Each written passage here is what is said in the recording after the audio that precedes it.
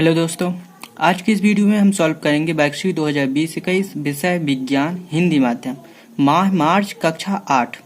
तो दोस्तों ये वीडियो अपने दोस्तों के साथ ज़रूर शेयर करना। चलते अपने क्वेश्चंस एंड आंसर पर। देखिए ये रहा हमारा पहला प्रश्न।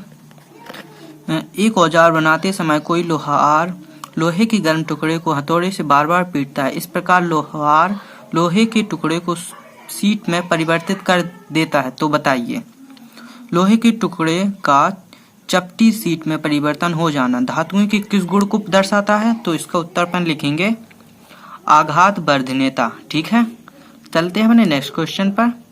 नेक्स्ट है लोहे के टुकड़े को पीट कर शीट बनाने में लोहार के द्वारा लगाया गया बल किस प्रकार का होता है। तो ये बल होता है पेशियों का, क्योंकि हाथों से लगाते हैं। तो अपन राइट यहाँ करेंगे, यहाँ लिख देंगे। चलते हैं अपने अगले क्वेश्चन पर। देखिए अपना क्वेश्चन नंबर 2 क्वेश्चन नंबर 2 में अपन को ये चित्र दिया हुआ है, तो इसी के आधार पर अपने प्रश्न होने वाले हैं। चलिए देखते हैं। आप याद रखना इस चित्र को, ये अमीबा का चित्र है। ठीक है, आ नंबर का अपना इसी में चित्र में दर्शाई गई एक कोशिकीय जीव का नाम क्या है। देखिए अभी बताया था मैंने, अमीबा। ओके, चलते हैं बा पर। यह सूक्ष्म जीवों के किस वर्ग के अंतर्गत आता है। ये एक कोशिकीय वर्ग के अंतर्गत आता है, तो लिख देंगे अपन एक कोशिकीय वर्ग। चलते हैं यह जीव अपनी आकृति किस कारण से बदलता है।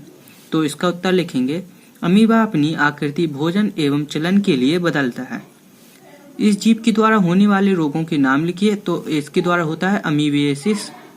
ठीक है, और यहाँ से देखिए अपना प्रश्न 3 लग जाता है। नीचे दिए गए चित्र को नामांकित कीजिए। तो देखिए ये चित्र रहा अपना, मैंने इसमें अपने हिसाब से नामांकन किए हुए हैं। आपको जो भी नामांकन करना है वो आप कर लीजिए। वैसे 2 नंबर का है, अपन 2-4 कर देंगे तो चल जाएगा, लेकिन मैंने इसमें ज़्यादा ही किए हुए हैं। ठीक है, चलते अपने नेक्स्ट क्वेश्चन पर। अपना अगला क्वेश्चन है, मान लीजिए आप एक अंधेरे कमरे में हैं। आप क्या कमरे में रखी वस्तुओं को देख सकते हैं? यदि नहीं तो इसका कारण लिखिए। तो देखते हैं इसका कारण। देखिए ये रहा इसका कारण नहीं। किसी वस्तु को देखने के लिए प्रकाश का होना आवश्यक है। जब किसी वस्तु से आने वाला प्रकाश हमारे नेत्रों पर प्रवेश करता है तभी हम वस्तु को देख सकते हैं। ठीक है, चलते हैं अगले क्वेश्चन पर। अगला क्वेश्चन है, यदि प्रकाश की एक समांतर किरण पुंज निम्नलिखित वस्तुओं से टकराए तो उनमें नियमित परावर्तन होगा या विसरित परावर्तन होगा। तो देखिए वस्तु का नाम एंड परावर्तन का प्रकार। लकड़ी की मेज से टकराएगा तो विसरित परावर्तन होगा, और दर्पण से टकराएगा तो नियमित परावर्तन होगा। गत्ते का पृष्ठ तो विसरित परावर्तन होगा। स्टील की थाली से नियमित परावर्तन होगा, क्योंकि ये लकड़ी और गत्ता इनसे ज़्यादा परावर्तन नहीं होता है। ठीक है, चलते हैं अपने नेक्स्ट क्वेश्चन पर। ये अपना प्रश्न 4 है। ये चित्र दिया हुआ है, इसी के आधार पर अपने क्वेश्चन होंगे। जैसे कि अपना आ नंबर का क्वेश्चन है, चित्र में दर्शाई गई व्यवस्था में बल्ब क्यों नहीं जला। इसके 3 संभावित कारण लिखिए। तो इसके 3 संभावित कारण लिखना है कि बल्ब क्यों नहीं जला। ठीक है, देखते हैं अपन। देखिए मैंने यहाँ पर 3 कारण लिखे हुए हैं। परिपथ में कुंजी नहीं है, तो बंद चालू कैसे करेंगे। परिपथ में धारा प्रभावित ना हो रही हो, मान के चलो उसमें धारा ही ना दी गई हो, एंड बल्ब फ्यूज भी हो सकता है। तो ये कारण हो सकते हैं। ठीक है, चलते हैं अपने नेक्स्ट क्वेश्चन पर। अपना अगला क्वेश्चन है, आंसू जल को विद्युत का चालक बनाने के लिए हम क्या करेंगे। क्योंकि जो शुद्ध जल होता है वो विद्युत का कुचालक होता है, उसको अशुद्ध कर देंगे तो विद्युत का चालक बन जाएगा। देखते हैं इसका उत्तर। हाँ, हमारा उत्तर आंसू जल में अशुद्धि मिलाने पर वह विद्युत का चालक बन जाता है। ठीक है, अपना अगला है, खेतों में जल देने की 2 आधुनिक विधियों के नाम लिखिए। तो इसमें लिखे हैं मैंने ड्रिप द्वारा एंड पट्टीदार सिंचाई विधि। ओके, प्रश्न 5 है, नीचे दी गई सारणी में कुछ वाद्य यंत्रों के नाम दिए गए हैं। प्रत्येक वाद्य यंत्र के सामने ध्वनि उत्पन्न करने वाले उसके कंपायन मुख्य भाग का नाम लिखिए। जैसे कि वीणा, वीणा में तनित तार होता है, जैसे कि गिटार में होता है। तो दोनों में एक ही आंसर आएगा। एंड तबला एंड ढोलक, तबला एंड ढोलक में टाइट झिल्ली बंदी होती है, जो कि अपन खुद जानते हैं क्या बंधा रहता है उसमें। एंड बांसुरी, बांसुरी में छोटे छोटे होल रहते हैं, तो उसको वायु स्तंभ कह देंगे। एंड हारमोनियम, हार्मोनियम में भी वायु स्तंभ रहते हैं जो सामने की ओर दिखाई देते हैं। झांझ, इसमें स्टील की प्लेटें लगी होती हैं जो एक दूसरे में घलती हैं तो आवाज करती हैं। ठीक है, तो ये अपना 5 नंबर का कंप्लीट। चलते हैं अगले क्वेश्चन पर। ये अपना है, ध्वनि प्रदूषण मानव के लिए किस प्रकार हानिकारक है, अपने शब्दों में लिखिए। देखते हैं इसका उत्तर। रहा हमारा प्रश्न 5 का 12 नंबर का उत्तर। ध्वनि प्रदूषण से मानव में बीमारियां उत्पन्न होती हैं, जैसे अनिद्रा, तनाव, सुनने की क्षमता पर भी प्रभाव पड़ता है, जिससे बहरापन हो सकता है। ठीक है, देखिए ये रहा अपना प्रश्न 6। एक दिन बूझो जूते की एक दुकान पर गया। वहां तरह तरह के जूते रखे थे। बूजू ने वहां कोई भी ऐसा जूता नहीं देखा जिनकी सॉल यानी कि तले खांचेदार ना हो। जूते के इस प्रकार की खांचे तले देखकर बूजू को ध्यान आया कि ऐसे खांचे तो उसने कारों, बसों व ट्रकों के टायरों पर भी बने देखे हैं। अब बताइए। नंबर आ है अपना, जूतों की शॉल एवं कारों, ट्रकों आदि के टायर खांचेदार क्यों बनाए जाते हैं? चलिए देखते हैं इसका उत्तर। देखिए रहा हमारा प्रश्न 6 आ का उत्तर। जूतों की शॉल एवं कारों, ट्रकों आदि के टायर में खांचे इसलिए बनाए जाते हैं कि रोड व टायरों के बीच घर्षण का मान कम हो। अगर उनके बीच घर्षण का मान अधिक होगा तो फिसलेगा टायर, अगर स्लिप हो जाएगा तो वाहन चल नहीं पाएंगे, इसलिए वो खांचे बनाए जाते हैं। ठीक है। जूतों के शॉल तले किस कारण से घिस जाते हैं? जूतों के शॉल घर्षण के कारण घिस जाते हैं। ओके। अगला है, वाहनों के टायर किस पदार्थ से बनाए जाते हैं? तो यहाँ पर अपन रबर को टिक करेंगे और यहाँ रबर लिख देंगे। ओके।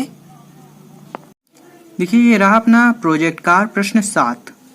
तो प्रश्न 7 है, वनोन्मूलन वनों की कटाई के कारण इससे होने वाले परिणाम, वन्य प्राणियों के जीवन पर इसका प्रभाव एवं वनोन्मूलन का स्थायी हल सोचना। इन बिंदुओं पर अध्ययन कर जानकारी एकत्र कर लिखिए। जैसे कि अपना ए है, वनोन्मूलन के कारण को प्राकृतिक एवं मानव निर्मित में वर्गीकृत कीजिए। जैसे मैंने प्राकृतिक कारक एवं मानव निर्मित कारक लिखे हुए हैं, तो आप लिख लेना। चलिए चलते हैं अपने नेक्स्ट क्वेश्चन पर। बी है, वनोन्मूलन से होने वाले 4 दुष्परिणामों की सूची बनाइए। क्रमशः वनोन्मूलन से होने वाले दुष्प्रभाव: पृथ्वी पर ताप के स्तर में कमी, जल स्तर में कमी, ऑक्सीजन की मात्रा में कमी, कार्बन डाइऑक्साइड में वृद्धि, ग्लोबल वार्मिंग, ओजोन क्षरण। ठीक है। अपना सी है, वनोन्मूलन से वन्य जीवों पर क्या प्रभाव पड़ता है? अपने शब्दों में एवं वन्य प्राणियों को चित्र चिपकाइए। तो यहाँ पर एक भी वन्य प्राणी का चित्र चिपका देना है आपको। ठीक है। तो आपको बनाने की कोई जरूरत नहीं। अपन उत्तर देखते हैं। वनोन्मूलन के कारण वन्य जीवों का आवास नष्ट हो रहा है, जिससे उनकी संख्या में कमी हुई है। चलिए चलते हैं अपने अगले क्वेश्चन। अपना डी है, राष्ट्रीय उद्यान किसे कहते हैं? मध्य प्रदेश में स्थित किन्हीं 2 राष्ट्रीय उद्यानों के नाम लिखिए। ये रहा अपना उत्तर। जहां लुप्तप्राय जीवों का संरक्षण किया जाता है उसे राष्ट्रीय उद्यान कहते हैं। मध्य प्रदेश के 2 राष्ट्रीय उद्यान, माधव राष्ट्रीय उद्यान, कान्हा किसली राष्ट्रीय उद्यान। ठीक है। इसके बाद चलते हैं अपने नेक्स्ट क्वेश्चन पर। नंबर का है, वन और वर्षा में क्या संबंध है? यहाँ पर वन और वर्षा के बारे में संबंध बताना है। ये रहा अपना ई नंबर का उत्तर। वन वर्षा कराने में सहायक होते हैं। जहाँ वन अधिक होते हैं वहाँ वर्षा भी अधिक होती है। ओके। अगला है अपना एफ, हमें कागज की बचत क्यों करनी चाहिए? उन कार्यों की सूची बनाइए जिनके द्वारा आप कागज की बचत कर सकते हैं। ये रहा अपना उत्तर। हमें कागज की बचत वृक्षों को बचाने के लिए करनी चाहिए। हम निम्न कारणों से कागज की बचत कर सकते हैं। लिखते समय कागज के दोनों साइड का प्रयोग करें। इन टिश्यू पेपर का उपयोग कम करें, क्योंकि इस समय पे टिश्यू पेपर का उपयोग ज़्यादा हुआ है तो कागज ज़्यादा उपयोग हो रहा है, और कागज ज़्यादा उपयोग होगा तो वृक्ष ज़्यादा काटे जाएंगे। ठीक है ना। ये रहा अपने लास्ट क्वेश्चन। समतल दर्पण के सामने विभिन्न कोणों से आपतित किरण के लिए परावर्तन कोणों की गणना कीजिए। जैसे मैंने कि आपतन कोण और परावर्तन कोण का मान बराबर होता है, तो ये पे बराबर लिखा हुआ है। ये रेखा चित्र था, तो यहाँ पर आपको यही लिखना है, परावर्तित किरण, परावर्तित किरण। यहाँ पर आपतित किरण और आपतित किरण लिख लेना है। ठीक है। तो यहाँ पर अपनी वर्कशीट समाप्त होती है। अगर आपको इनमें से कोई सा भी क्वेश्चन समझ में नहीं आया हो तो आप कमेंट करके मुझे पूछ लेना, मैं जरूर बताऊंगा। और ये वीडियो अपने दोस्तों के साथ जरूर शेयर करना, लाइक सब्सक्राइब करना मत भूलना। ओके दोस्तों, मिलते हैं अगले वीडियो में।